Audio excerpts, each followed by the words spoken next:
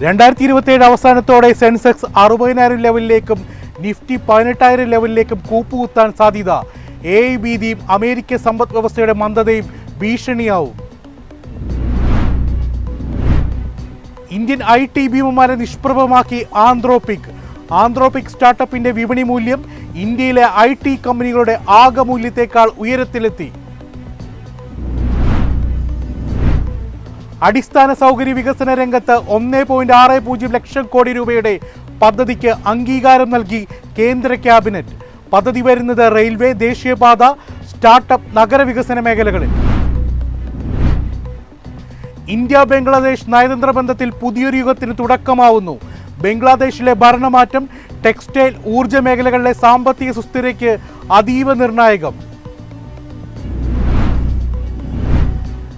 US-ലേക്കും European യൂണിയനിലേക്കും ഇന്ത്യയിൽ നിന്നുള്ള ഇലക്ട്രോണിക്സ് കയറ്റുമതി വർദ്ധിക്കും. വ്യാപാര കരാറുകൾ ഇലക്ട്രോണിക്സ് മേഖലയ്ക്ക് തുണയായതായി നീതി ആയോഗ് റിപ്പോർട്ട്.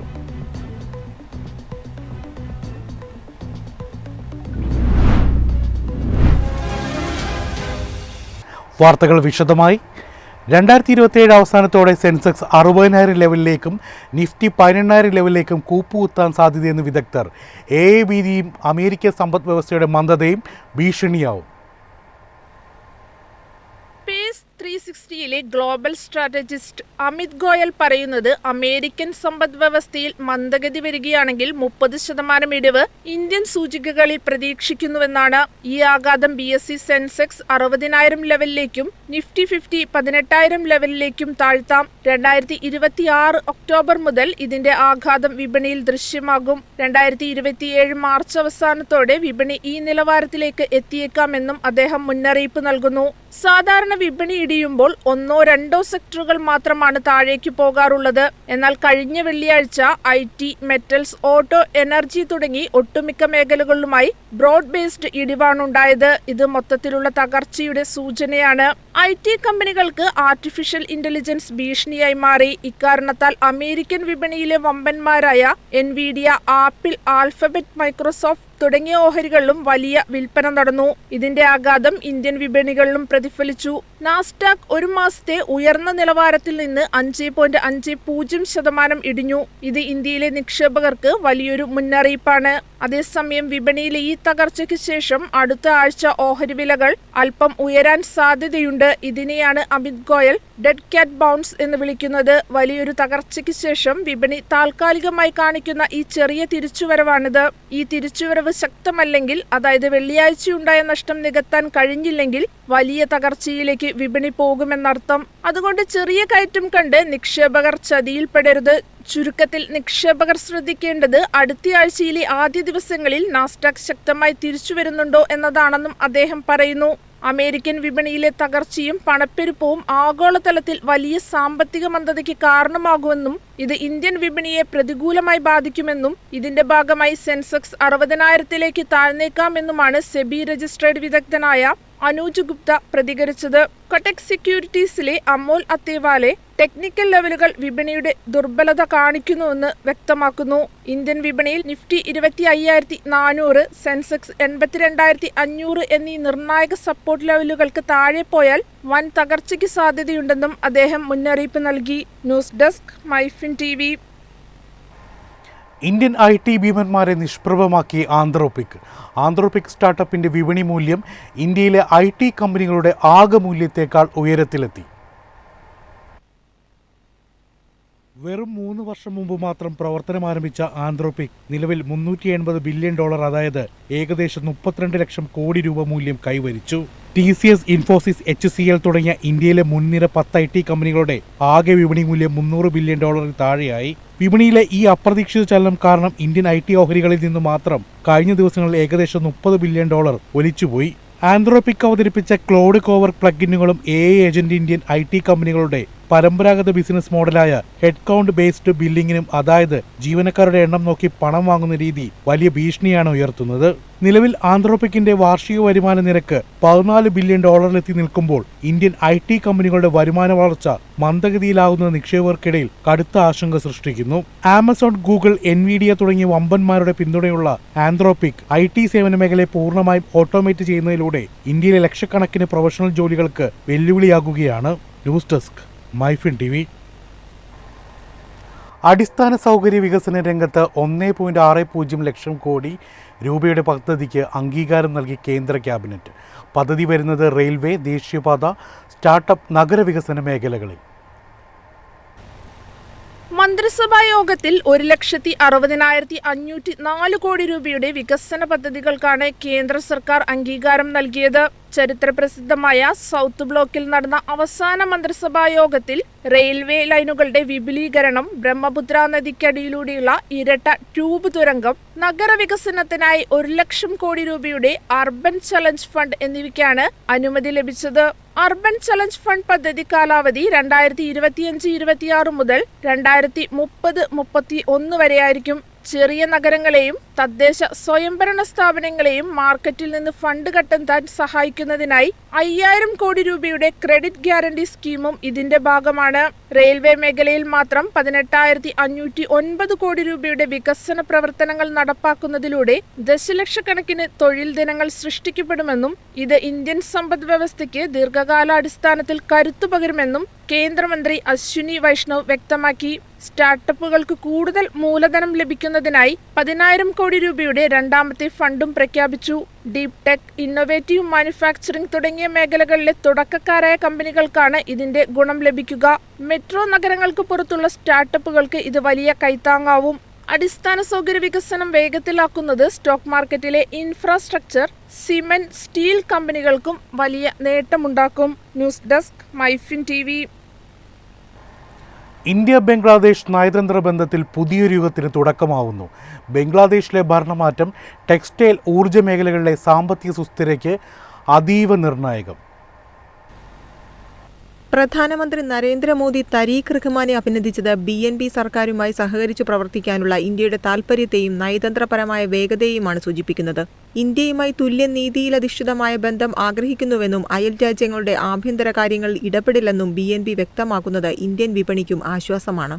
ഇന്ത്യയുടെ വടക്കുകിഴക്കൻ സംസ്ഥാനങ്ങളെ ബംഗ്ലാദേശ് വഴി ബന്ധിപ്പിക്കുന്ന ഇൻഫ്രാസ്ട്രക്ചർ പ്രൊജക്ടുകളുടെ തുടർച്ച ഉറപ്പാക്കുക എന്നത് ഇന്ത്യയുടെ പ്രധാന ലക്ഷ്യമാണ്. പരുത്തി, ധാന്യങ്ങൾ, വൈദ്യുതി എന്നിവയുടെ പ്രധാന ഉപഭോക്താവാണ് ബംഗ്ലാദേശ്. BNPയുടെ ബംഗ്ലാദേശ് B4 All എന്ന നയം പ്രാദേശിക ഉൽപാദനത്തിന് മുൻഗണന നൽകുന്നതാണെങ്കിലും അവരുടെ വമ്പൻ ടെക്സ്റ്റൈൽ വ്യവസായത്തിന് ആവശ്യമായ അസംസ്കൃത വസ്തുക്കൾക്കായി ഇന്ത്യയെ തന്നെ ആശ്രയിക്കേണ്ടി വരും. ഇത് ഇന്ത്യൻ ടെക്സ്റ്റൈൽ കയറ്റുമതിക്കാർക്ക് അനുകൂലമായ ഘടകമാണ്. എന്നാൽ വ്യാപാര നിബന്ധനകൾ കൂടുതൽ തുല്യത BNP ആവശ്യപ്പെടാൻ സാധ്യതയുള്ളതിനാൽ പുതിയ വ്യാപാര കരാറുകൾ രൂപപ്പെട്ടേക്കാം. ഇന്ത്യയുടെ വടക്കുകിഴക്കൻ സംസ്ഥാനങ്ങളുടെ വികസനത്തിന് ബംഗ്ലാദേശ് വഴിയുള്ള ട്രാൻസിറ്റ് സൗകര്യങ്ങൾ വളരെ പ്രധാനമാണ്. ഹസീന സർക്കാരിന്റെ കാലത്ത് അനുവദിച്ച ഈ സൗകര്യങ്ങൾ BNP സർക്കാർ തുടരുമോ എന്നത് വലിയൊരു ചോദ്യചിഹ്നമാണ്. ഫ്രണ്ടിയേഴ്സ് മാസ്റ്റർ നോ എന്ന തരീഖ് റഹ്മാന്റെ നിലപാട് സൂചിപ്പിക്കുന്നത് ഇന്ത്യയുടെ താൽപര്യങ്ങൾ സംരക്ഷിക്കുമ്പോൾ തന്നെ ബംഗ്ലാദേശിന്റെ പരമാധികാരത്തിന് അവർ കൂടുതൽ പ്രാധാന്യം നൽകുമെന്നാണ്. ഇത് അതിർത്തിയിലെ വ്യാപാര നീക്കങ്ങൾ കൂടുതൽ പരിശോധനകൾക്കും ചർച്ചകൾക്കും വഴിതെളിച്ചേക്കാം. BNP സർക്കാരിന് ചൈനയുമായി പണ്ടേ നല്ല ബന്ധമുള്ളതിനാൽ ബംഗ്ലാദേശിന്റെ അടിസ്ഥാന സൗകര്യ വികസന പദ്ധതികളിൽ ചൈനീസ് നിക്ഷേപം വർദ്ധിക്കാൻ സാധ്യതയുണ്ട്. ഇത് ഇന്ത്യൻ കമ്പനികൾക്ക് അവിടെ നേരിടേണ്ടി വരുന്ന മത്സരം വർദ്ധിപ്പിക്കും. News desk, MyFin TV. US-ലേക്കും യൂറോപ്യൻ യൂണിയനിലേക്കും ഇന്ത്യയിൽ നിന്നുള്ള ഇലക്ട്രോണിക്സ് കയറ്റുമതി വർദ്ധിക്കും. വ്യാപാര കരാറുകൾ ഇലക്ട്രോണിക്സ് മേഖലയ്ക്ക് തുണയായതായി നീതി ആയോഗ് റിപ്പോർട്ട്. ഇന്ത്യയുടെ ഇലക്ട്രോണിക്സ് മേഖല US-ലേക്കും യൂറോപ്യൻ യൂണിയനിലേക്കും കയറ്റുമതി വർദ്ധിപ്പിക്കാൻ സാധ്യതയുണ്ടെന്ന് നീതി ആയോഗ് റിപ്പോർട്ട്. വ്യാപാര കരാറുകൾ പ്രയോജനപ്പെടുത്തി അവരുടെ $1.6 ട്രില്യൺ സംയുക്ത വിപണിയുടെ വലിയൊരു ഭാഗം പിടിച്ചെടുക്കാൻ കഴിയുമെന്ന് അവർ പറയുന്നു. ഇന്ത്യ യൂറോപ്യൻ യൂണിയൻ സ്വതന്ത്ര വ്യാപാര കരാർ യാഥാർത്ഥ്യമായതും ചൈന, വിയറ്റ്നാം, മെക്സിക്കോ, തായ്ലൻഡ് എന്നിവിടങ്ങളിൽ നിന്നുള്ളവരെ അപേക്ഷിച്ച് ഇന്ത്യൻ വിതരണക്കാർക്ക് US ചുമത്തിയ കുറഞ്ഞ പരസ്പര താരിഫുകളും ഇന്ത്യൻ ഇലക്ട്രോണിക്സ് നിർമ്മാതാക്കൾക്ക് ഇരു വിപണികളിലേക്കും എളുപ്പത്തിൽ പ്രവേശനം സാധ്യമാക്കി. ഇലക്ട്രോണിക്സ് മേഖലയിലെ ആഗോള ഡിമാൻഡിൽ അമേരിക്കയും യൂറോപ്യൻ യൂണിയനും ചേർന്ന് ഗണ്യമായ പങ്ക് വഹിക്കുന്നു. ഇവരുടെ മൊത്തം വിപണി വലുപ്പം ഏകദേശം $1.6 $4.6 ട്രില്യൺ. ഇത് മൊത്തം ആഗോള ഇലക്ട്രോണിക്സ് ഡിമാൻഡിന്റെ 1/3 പ്രതിനിധീകരിക്കുന്നു. നിലവിൽ China, Mexico, Vietnam, Malaysia, Thailand തുടങ്ങിയ രാജ്യങ്ങളിൽ നിന്നാണ് US പ്രധാനമായും ഇലക്ട്രോണിക്സ് ഇറക്കുമതി ചെയ്യുന്നത്. എന്നിരുന്നാലും ഈ വിതരണക്കാരുടെ മേൽ US പ്രയോഗിക്കുന്ന പരസ്പര താരിഫ് നിരക്കുകൾ ഇന്ത്യയിൽ ചുമത്തിയതിനേക്കാൾ കൂടുതലാണ്. ചൈനയ്ക്കും വിയറ്റ്നാമിനും ഏകദേശം 20%, മെക്സിക്കോയ്ക്ക് 25%, തായ്ലൻഡിന് ഏകദേശം 19%മാണ് താരിഫ് ചുമത്തിയത്. താരിഫ് 18% ഇന്ത്യൻ ഇലക്ട്രോണിക്സ് നിർമ്മാതാക്കൾക്ക് കയറ്റുമതി വർദ്ധിപ്പിക്കാനും ആഗോള ഇലക്ട്രോണിക്സ് വ്യാപാരത്തിന്റെ വലിയൊരു പങ്ക് പിടിച്ചെടുക്കാനും അവസരം നൽകുന്നു. $4.6 ട്രില്യൺ മൂല്യമുള്ള ആഗോള ഇലക്ട്രോണിക്സ് വിപണിയിൽ ഇന്ത്യയുടെ പങ്ക് ഏകദേശം 1% മാത്രമാണ്. 2024 രാജ്യത്ത് നിന്നുള്ള $42 ബില്യൺ മൂല്യമുള്ള കയറ്റുമതി പ്രകാരം ഇന്റഗ്രേറ്റഡ് സർക്യൂട്ടുകൾ, സെമി കണ്ടക്ടറുകൾ തുടങ്ങിയ ഹൈടെക് ഘടകങ്ങളുടെ പ്രധാന വിപണികൾ ചൈന, ഹോങ്കോങ്, തായ്വാൻ എന്നിവ ആധിപത്യം പുലർത്തുന്നു. Electronics component manufacturing scheme, semi conductor ദൗത്യം, ഇ-കൊമേഴ്സ് കയറ്റുമതിക്കുള്ള പിന്തുണ എന്നിവയുൾപ്പെടെയുള്ള സമീപകാല നയസംരംഭങ്ങൾ ഇന്ത്യയെ ഇലക്ട്രോണിക്സ് മൂല്യശൃംഖലയിലേക്ക് ഉയർത്തുന്നതിനുള്ള തന്ത്രപരമായ മുന്നേറ്റത്തിന്റെ സൂചനയാണെന്ന് പഠനം ചൂണ്ടിക്കാട്ടി. News desk, MyFin TV. ഇനി നോക്കാം ഇന്നത്തെ സ്വർണം വെള്ളി നിരക്കുകൾ. സംസ്ഥാനത്ത് സ്വർണ്ണവില കുതിച്ചുയർന്നു. ഗ്രാമിന് 240 രൂപയും പവന് 1920 രൂപയും കൂടി. ഇതോടെ സ്വർണം ഗ്രാമിന് 14,460 രൂപയും പവന് 1,15,680 രൂപയുമായി. 18 ക്യാരറ്റ് സ്വർണ്ണവില ഗ്രാമിന് 147 രൂപയും പവന് 1,176 രൂപയും വർദ്ധിച്ചു. ഇതോടെ 18 ക്യാരറ്റ് സ്വർണം ഗ്രാമിന് 11,831 രൂപയും പവന് 94,648 രൂപയുമായി. വെള്ളിവില 280 രൂപയാണ്. ഇനി നോക്കാം കേരള വാർത്തകൾ. സിൽവർ ലൈനിനു ബദലായി ഉയർത്തിക്കാട്ടിയ റാപ്പിഡ് റെയിൽ പദ്ധതിയുമായി സംസ്ഥാന സർക്കാർ മുന്നോട്ട്. പദ്ധതിക്ക് അനുമതി തേടി മുഖ്യമന്ത്രി പിണറായി വിജയൻ കേന്ദ്രത്തിന് കത്തയച്ചു. ഡൽഹി മീററ്റ് RRTS മാതൃകയിൽ കേരളത്തിൽ റാപ്പിഡ് റെയിൽ പദ്ധതി നടപ്പാക്കാനാണ് ഉദ്ദേശിക്കുന്നതെന്ന് മുഖ്യമന്ത്രി പിണറായി വിജയൻ കേന്ദ്ര നഗരകാര്യമന്ത്രി മനോഹർ ലാൽ ഖട്ടറിന് അയച്ച കത്തിൽ പറയുന്നു. കഴിഞ്ഞ വർഷം കൊച്ചിയിലെത്തിയപ്പോൾ RRTS പദ്ധതി പരിഗണിക്കാമെന്ന് കേന്ദ്രമന്ത്രി അറിയിച്ചിരുന്നതായി കത്തിൽ ചൂണ്ടിക്കാട്ടുന്നുണ്ട്. മെട്രോ റെയിൽ സംവിധാനങ്ങളെയും വിമാനത്താവളങ്ങളെയും കൂട്ടിയിണക്കിയാണ് പദ്ധതി നടപ്പാക്കുന്നത്.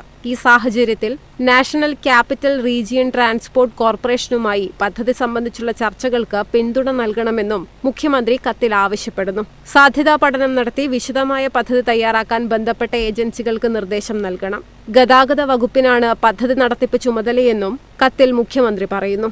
കേന്ദ്രാനുമതി ലഭിച്ചെങ്കിലേ പദ്ധതിയുമായി സർക്കാരിന് മുന്നോട്ടു പോകാനാകൂ. തിരുവനന്തപുരം മുതൽ തൃശൂർ വരെ ആദ്യഘട്ടവും ശേഷം 4 ഘട്ടങ്ങളിലായി തിരുവനന്തപുരം മുതൽ കാസർഗോഡ് വരെയും RRTS നടപ്പാക്കും. 20% കേന്ദ്ര സംസ്ഥാന സഹായവും 60% അന്താരാഷ്ട്ര ധനസ്ഥാപനങ്ങളിൽ നിന്നുള്ള വായ്പയും ഉപയോഗിച്ച് പദ്ധതി നടപ്പാക്കാനാണ് സംസ്ഥാനം ലക്ഷ്യമിടുന്നത്. News desk, MyFin TV. Palakkad Ernakulam MEMU ട്രെയിനിലെ കോച്ചുകളുടെ എണ്ണം വർദ്ധിപ്പിച്ച് റെയിൽവേ. പ്രതിഷേധങ്ങൾക്കും നിവേദനങ്ങൾക്കും ഒടുവിലാണ് തീരുമാനം. കോച്ചുകളുടെ എണ്ണം കൂട്ടാൻ റെയിൽവേ തീരുമാനിച്ചതോടെ പാലക്കാട് എറണാകുളം മെമു ട്രെയിനിൽ അനുഭവപ്പെടുന്ന യാത്രാ തിരക്കിന് ശാശ്വത പരിഹാരമാവുകയാണ്.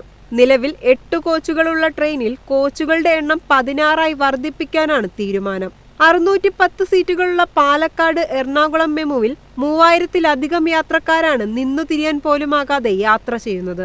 തൃശൂർ, എറണാകുളം ഭാഗങ്ങളിലേക്ക് ജോലിക്ക് പോകുന്നവരും വിദ്യാർത്ഥികളും ഉൾപ്പെടെ നിരവധി യാത്രക്കാരാണ് ഈ ട്രെയിനിനെ ആശ്രയിക്കുന്നത്.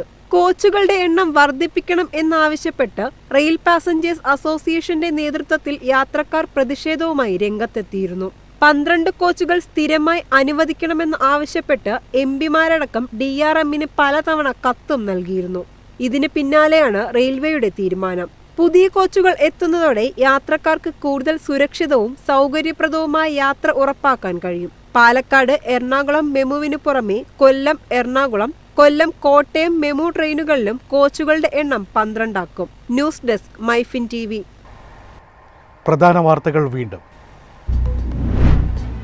2027 അവസാനത്തോടെ സെൻസെക്സ് 60,000 ലെവലിലേക്കും നിഫ്റ്റി 18,000 ലെവലിലേക്കും കൂപ്പുകുത്താൻ സാധ്യത. AI ഭീതിയും അമേരിക്കൻ സമ്പദ് വ്യവസ്ഥയുടെ മന്ദതയും ഭീഷണിയാവും. ഇന്ത്യൻ IT ഭീമന്മാരെ നിഷ്പ്രഭമാക്കി ആന്ത്രോപിക് സ്റ്റാർട്ടപ്പിന്റെ വിപണി മൂല്യം ഇന്ത്യയിലെ IT കമ്പനികളുടെ ആകെ മൂല്യത്തേക്കാൾ ഉയരത്തിലെത്തി. അടിസ്ഥാന സൗകര്യ വികസന രംഗത്ത് 1.60 ലക്ഷം കോടി രൂപയുടെ പദ്ധതിക്ക് അംഗീകാരം നൽകി കേന്ദ്ര ക്യാബിനറ്റ്. പദ്ധതി വരുന്നത് റെയിൽവേ, ദേശീയപാത, സ്റ്റാർട്ടപ്പ്, നഗരവികസന മേഖലകളിൽ. ഇന്ത്യ ബംഗ്ലാദേശ് നയതന്ത്ര ബന്ധത്തിൽ പുതിയൊരു യുഗത്തിന് തുടക്കമാവുന്നു. ബംഗ്ലാദേശിലെ ഭരണമാറ്റം ടെക്സ്റ്റൈൽ, ഊർജ്ജ മേഖലകളിലെ സാമ്പത്തിക സുസ്ഥിരതയ്ക്ക് അതീവ നിർണായകം. US-ലേക്കും യൂറോപ്യൻ യൂണിയനിലേക്കും ഇന്ത്യയിൽ നിന്നുള്ള ഇലക്ട്രോണിക്സ് കയറ്റുമതി വർദ്ധിക്കും. വ്യാപാര കരാറുകൾ ഇലക്ട്രോണിക്സ് മേഖലയ്ക്ക് തുണയായതായി നീതി ആയോഗ് റിപ്പോർട്ട്.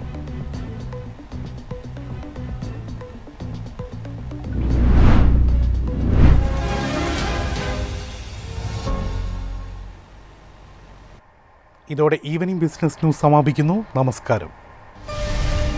എളുപ്പത്തിൽ സമ്പാദ്യം വളർത്താം. ഇന്ന് തന്നെ മൈഫിൻ TV ആപ്പ് ഡൗൺലോഡ് ചെയ്യൂ.